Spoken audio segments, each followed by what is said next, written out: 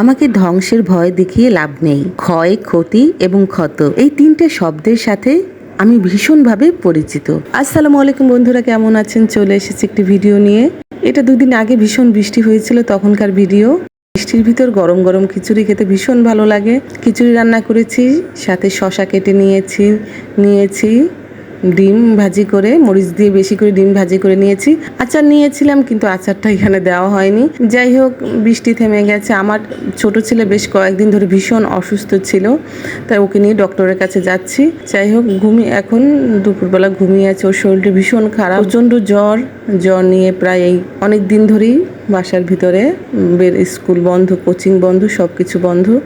বাচ্চারা অসুস্থ থাকলে কিছু রান্না করতে ইচ্ছে করে না। এই রান্নাটা অবশ্য দুদিন আগে করেছিলাম, সেই ভিডিওটি এটির সাথে অ্যাটাচ করে দিলাম। হাঁসের মাংস রান্না করেছিলাম। একটু বৃষ্টি থাকলে, বৃষ্টির ভিতরে মাংস খেতে ভালো লাগে। কোরবানি পরবর্তী সময়ে মুরগি এবং হাঁস বেশ সস্তা ছিল। এই হাঁস কিনেছিলাম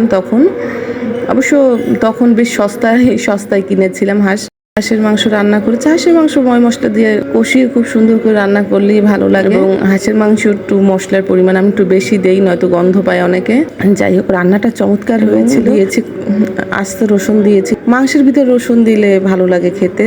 কি বলবো, ইদানিং ভিডিও দিতে ইচ্ছে করে না। ফেসবুকের প্রতি টানটা আগের মতো নেই। তারপরও টুকটাক কাজ করে যাচ্ছে, এটা অভ্যাস হয়ে গেছে বলতে পারেন। ভিডিও না দিলে ভালো লাগে না, মনটা ভালো লাগে না। যাই হোক, দুপুরবেলা সিঙ্গারা এনেছিলাম।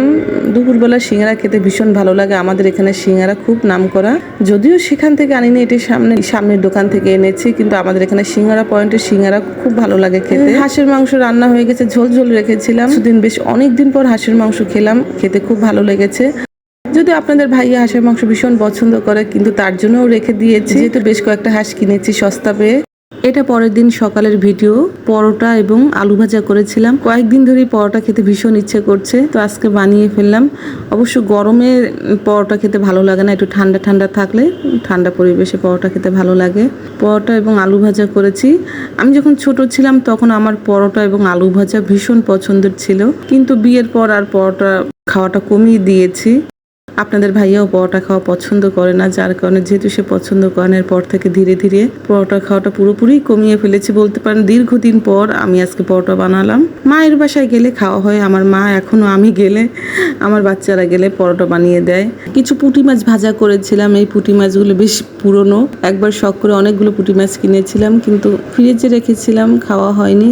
তো আজকে খুব পুঁটি মাছ খেতে ইচ্ছে করলো, তো ভাবলাম পুঁটি মাছ কটা যেহেতু ফ্রিজে আছে বের করে খেয়ে নিই। আর যেহেতু দীর্ঘদিন হয়ে গেছে, ছোট মাছ দীর্ঘদিন ফ্রিজে রাখলে খেতে ভালো লাগে না। যারা কখনো খাননি, খেয়ে দেখবেন। ঠান্ডা ভাতে পুঁটি মাছ অনেক ভালো লাগে। মাছের ঝালের পরিমাণ খুব বেশি দিয়েছিলাম, একদম পোড়া পোড়া করে ফেলেছি, ভীষণ ভালো হয়েছে খেতে।